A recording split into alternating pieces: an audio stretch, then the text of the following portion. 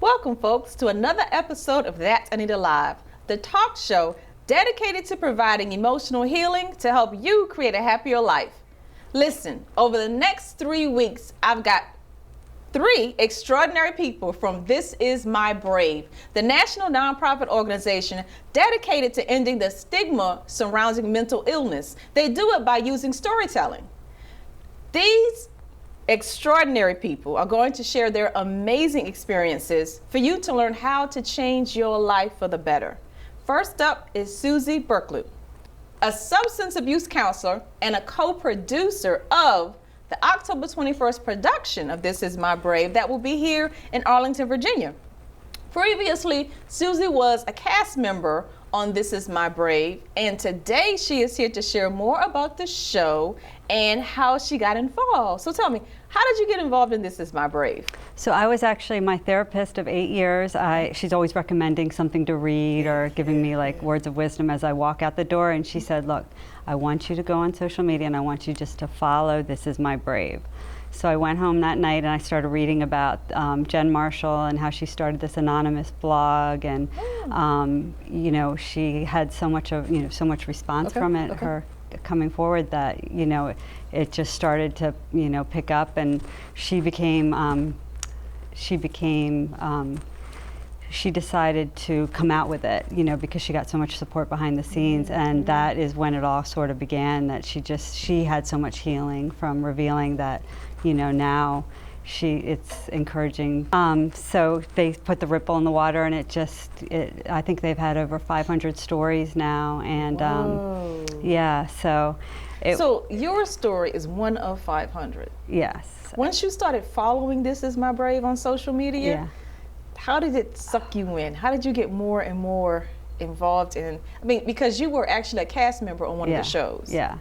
So, right, I went home and I started following them, and then I saw there was an audition date like 3 days later. So I didn't put anything together. I said, I'm going to show up at the library and just talk and see if they find something in me. Well, isn't that brave? So I didn't have an audition. Just show up. I just started talking, and I talked about things that I've never talked about, and that was my mental illness. I got sober 7 years before, and I had been in AA and saying everything pretty much anonymously. I would disclose with who I wanted to. Right. So the mental illness, when I was diagnosed with bipolar, I kind of kept it to myself and what had happened to me, and through the process of This Is My Brave, it took pretty much the 3rd audition before I got it all down, and I was able to really share, and sang it, for the first time in front of 400 people live was really something else. And the journey that got me there, and finding inspiration from the other cast members and seeing what they were sharing, really,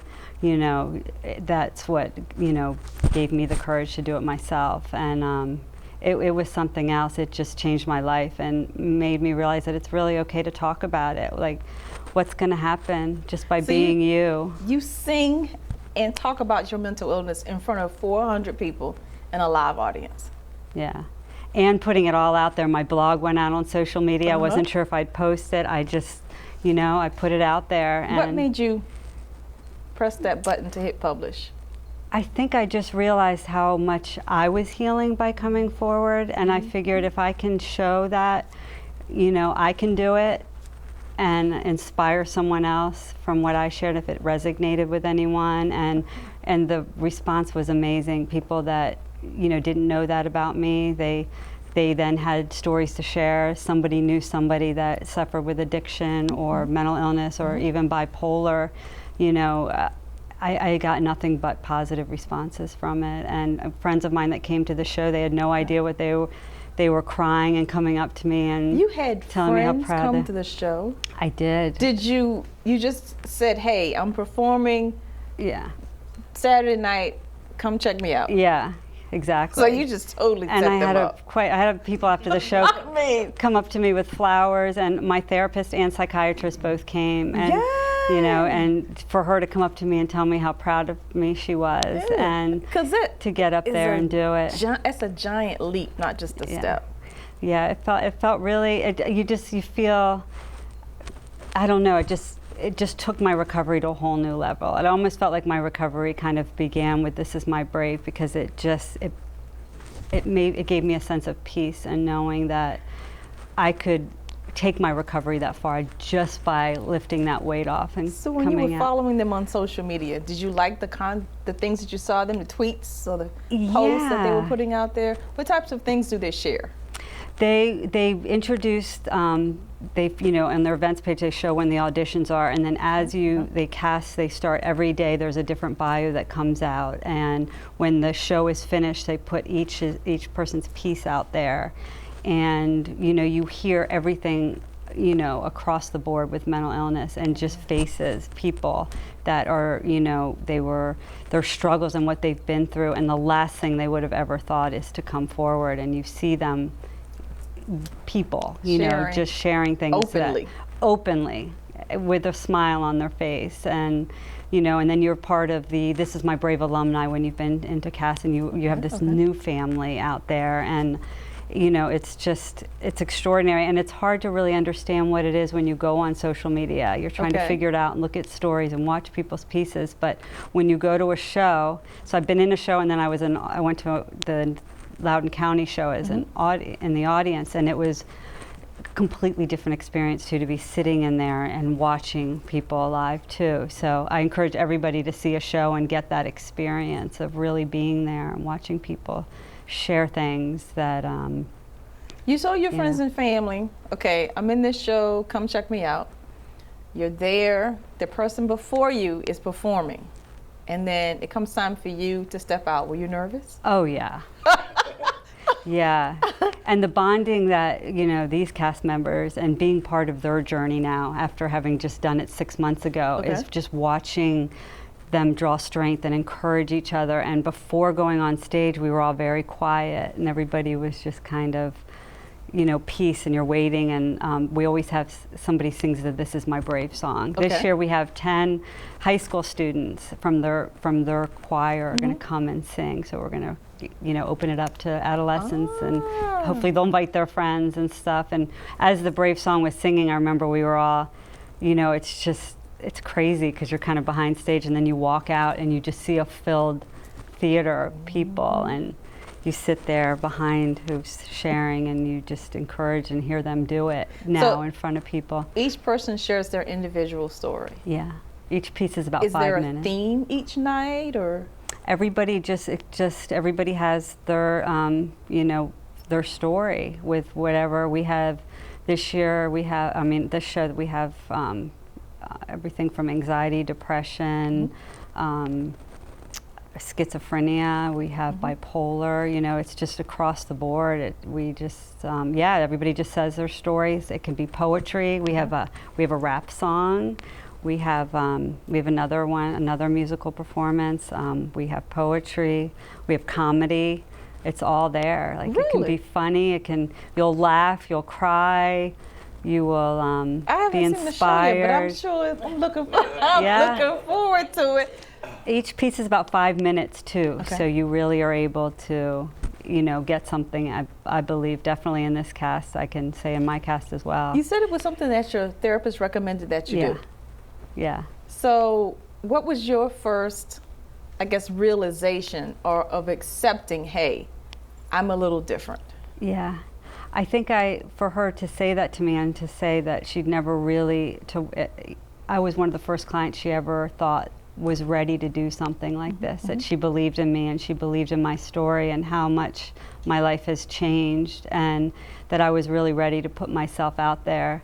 She kind of believed in me, and it kept me going. And you know, you just kind of you don't know whether your story really is very inspiring until you're kind of with other people that are going through it, and you do it. And when you start to let people see who you really are, it's okay. You know, you can live a more authentic life than you may have already thought you were by getting help, being strong, you know, putting yourself in recovery, doing what you need to do, whether it's medication or therapy or, you know, a 12-step program. Now you're sharing that. And so what are the bits of your personal story that you share? Like, how vulnerable do you become? Pretty vulnerable. You know, I admitted to my therapist for the first time that I had a problem with alcohol. I never had said the words before, but my life was crumbling around me. My marriage was broken, 22 years. My daughter was begging me to stop, and it was having an effect on her. It had gotten really bad when my mom died. She was 18 when I got sober, so she was right at the end of high school. So yeah, she was a kid when you were going through your roughest time. And during my mom's struggle with cancer, I didn't have the tools. So, you know, I admitted that day that I admitted that I had a problem with alcohol. I haven't had a drink since. She suggested I go to rehab or go to 90 Alcoholics meeting in 90 days, and I chose that. I didn't know what AA was, and so I got sober. And then 5 months into my sobriety, my bipolar came out, and I ended up in a psych ward, pure manic episode, and I talked about that on stage. A part of when I was in the psych ward, and you know, I thought a prince was coming to rescue me, and you know, I was, you know, woke up then, and I responded to medication. Was there something that happened right before the manic episode that maybe triggered you? It was taking the alcohol away, so it had laid dormant, and once the alcohol went away and I wasn't self-medicating, I never knew what was wrong with me, so I was drawn to drinking because it made me feel normal.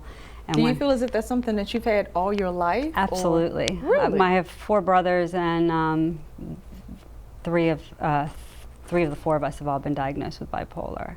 But I'm the only one that, my one brother doesn't take medication, he drinks. So they, you know, that's part of the reason why I decided to come out with my story too, to show that you can, it's okay, you know. Has he seen it? I'm not sure. Yeah, I think I sent it to them. Where it's tough because I'm trying to break the cycle of addiction in my family, and now that that's why it was so, you know, getting sober and really realizing what was wrong with me all along, and it's not even what's wrong with me, by accepting the fact that being bipolar is okay.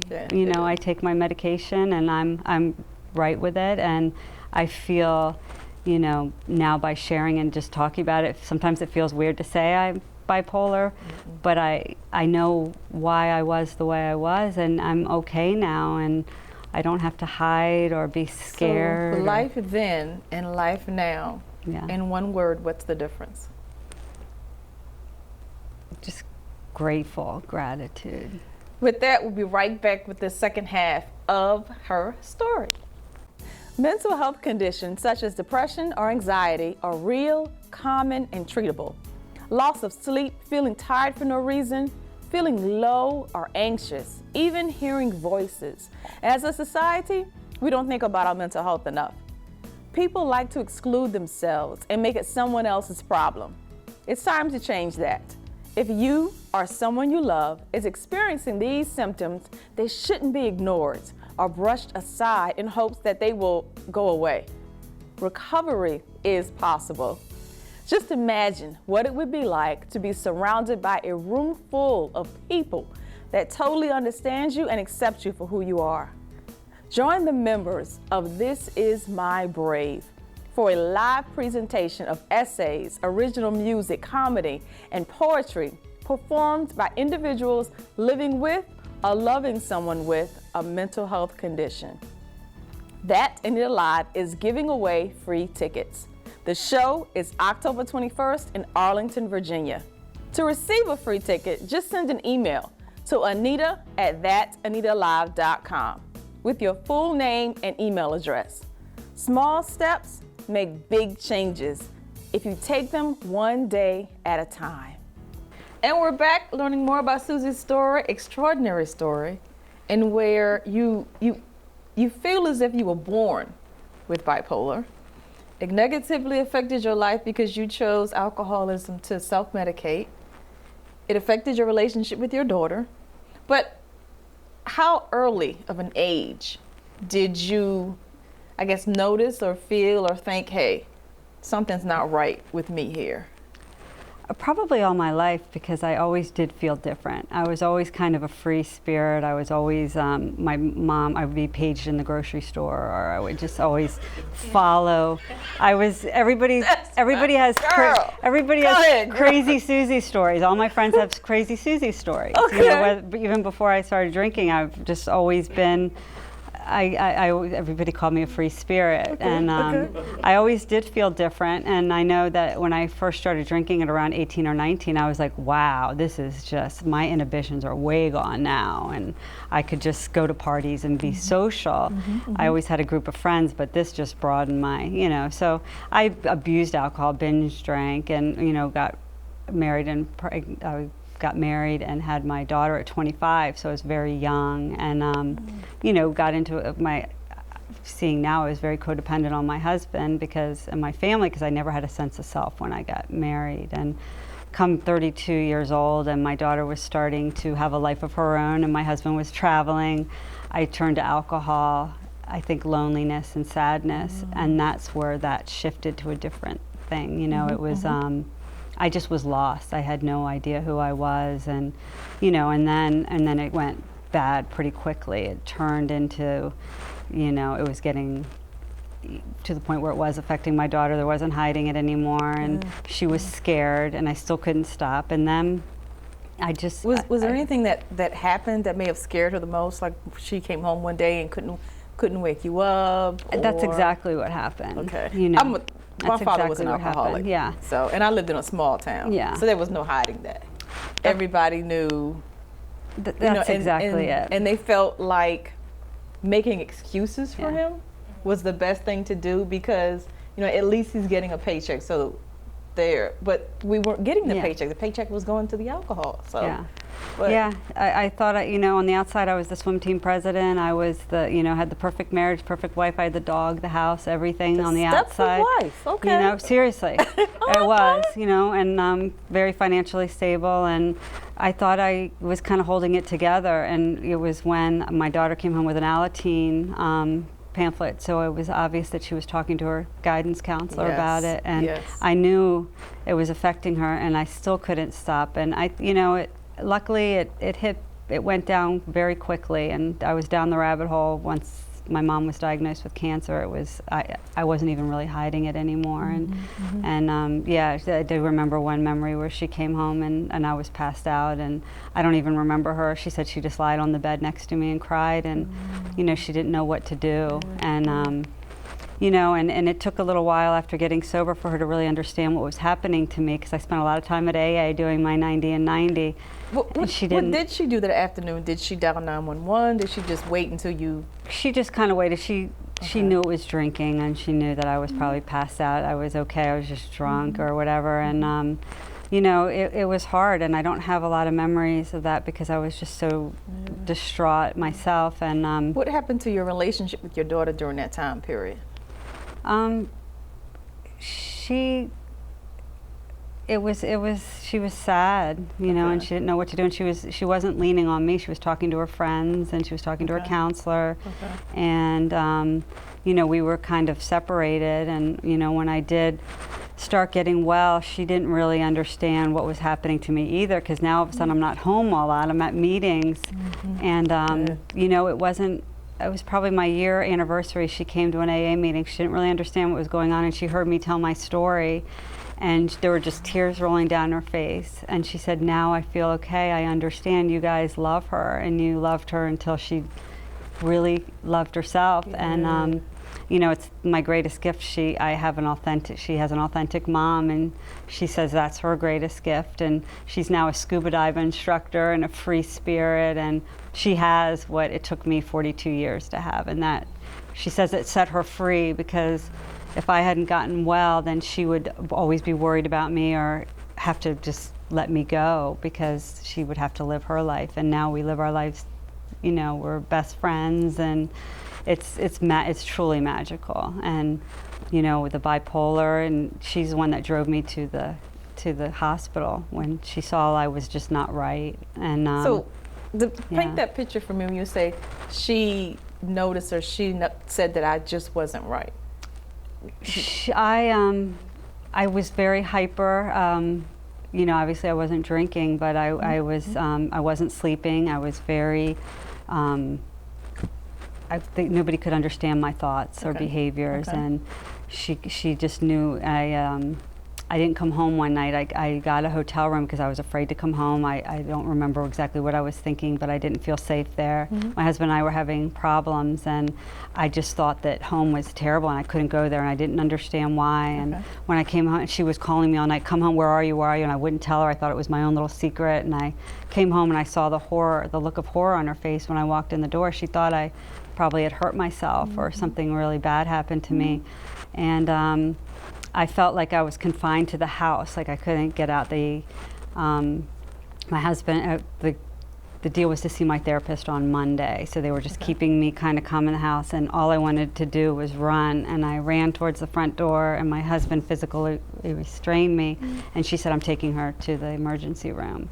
So she took me, and on the way there, she said, "You're going to have to stay here because, you know, we have to figure out what's going on, and you need to agree to this, that you can't come home." And I didn't really understand. I thought it was all kind of a game. I was in my own little world. I was completely manic, and you know, it took about 4 days in the hospital before I woke up and I was clear-headed, and I had my first good night's sleep probably in about 3 months. And kind of, you know, it was a process getting up to this point, but you know, and when they told me, I sat down a clinical team and they told me I'm being diagnosed with bipolar, it really was when it all made sense to me, you know. And I went straight from the hospital to South Carolina with my dad, and I did a 2-month intensive outpatient program and educated myself on my disease. And I'm co-occurring. I have 2, you know, disorders, addiction and bipolar. So during that time period that you were in South Carolina, you did, what is an intense outpatient? It was 8 o'clock to 5 o'clock about every day, Monday through Friday. And I learned all about, it was a lot of group therapy. There was about 6 of us in it, and we all had different stories. A few of us, a couple of suicide attempts, and we all came together, and we were talking, a lot of group therapy about what we had and our struggles, and a lot of psychoeducation groups too about the brain and different disorders. And so I'd go to my day program, and then I'd go to AA meetings at night, and it all just kind of came together, and my mood was stabilized. And I've been on medication. I take my medication every day. I go to AA, and that's just my life, and everything, all the promises that AA tells you have come true for me, because I feel like I can do the best I can throughout a day and be as honest as I can and try to help others. So in helping others, why are you choosing to co-produce October 21st? Well, I had such an amazing experience. So when Jen Marshall had reached out for one of us cast members to possibly, you know, think about producing the show, I was one of the first to, before even thinking about it, I thought, hey, if I'm being asked to do anything and I can extend, you know, this, and it's been incredible, like going through the auditions and hearing more people's stories, and then seeing them go through what I went through, and we're at this point now where it's here, and I can't believe it. It's wonderful to hear about the relationship between you and your daughter, and how some people can repair their relationship and have a functioning, loving, sharing family, because mine is just the opposite. And where my father never stopped drinking, so me being who I am, I just disconnected and moved on with my life. And you know, of course people have their own opinions and ideas, but I was the only one in this situation that had to deal with it. So it's my decision to make, and I own that. Yeah. You know? Yeah. So it's both sides of the coin. Absolutely. And I got a lot of feedback from people that said, I'm your daughter. You know, I'm the one, you know, and my mom didn't get well. Yeah. And, you know, we had a cast member whose mom actually had committed suicide, and she talked about it, and she touched my heart, and I'll be forever, you know, I'll forever love her, because her mom, you know, didn't make it, and I have. And it's a bond that's so special, because it just, I don't know, I almost had a kind of survivor's guilt, because I thought, and then it's just so magical, you know, that you can be authentic, and you attract authentic people, and you hear people, if we can talk openly before we choose to self-medicate or whatever, if we can say it's okay that we don't feel okay, and we can, I work substance abuse, I work with, we're residential, I have a lot of, 80% of our clients are heroin addicts, and if we can get to people before they turn to something else and figure out what's wrong by us talking about it, my generation never talked about it. No. We did feelings checks with our kids, and we ask, how are you feeling? Or we talk to each other like that. It's okay to say, how do we feel, Yeah, so if somebody has something. For somebody that's watching this right now, they know way deep down inside that there is an issue, but they refuse to face it, and they refuse to, because sometimes you have to go through a few therapists to get to a good one, and you have to go through a few medication mixes to get to one that actually works. Yeah. What would you say to that person to get them to hold on to get to where you are right now? Yeah, I think that that's why it's important that we just keep talking about it, why this is My Brave is so important, and your show is so important. I think that, you can be inspired by someone who is doing just that. So, let's let that Jen Marshall's original thing, put the ripple in the water and let it take off, that we just need to keep, letting people know that it is okay, and get with peers, find a book or find something that inspires you, and you find it in someone else, and then that helps to motivate you to want to be like that person. And it's just as simple as being authentic and having a feelings check with your friends, or get to know them a little bit deeper, because everybody has a story, whether it's you that's lived it or somebody that's lived it, or whether it's your child or your grandmother. Get to know people and get to know their stories. And have real conversations with people, not over happy hour, which is fine, but really tell yourself that you're going to have an intimate conversation with someone. We need to know each other on more of an intimate level these days. Social media has made us very surface with each other. 1 in 5 American adults face mental health issues, but the conversation around mental health continues to carry shame. And many people who deal with mental health challenges remain silent. But help is here for you. You are not alone, and you certainly are not the only one. Help is only a phone call away. You can reach out to the National Suicide Hotline, which is also the National Crisis Hotline, at 800-273-TALK. That's 800-273-8255. Because we know sometimes you don't want to be fixed, you just want to be heard. I'm Anita, your host. Be sure to check out that'sanitalive.com for where and when to see our next episode. To reach out to Susie, find her on Instagram at serenity_Suze. Until next time.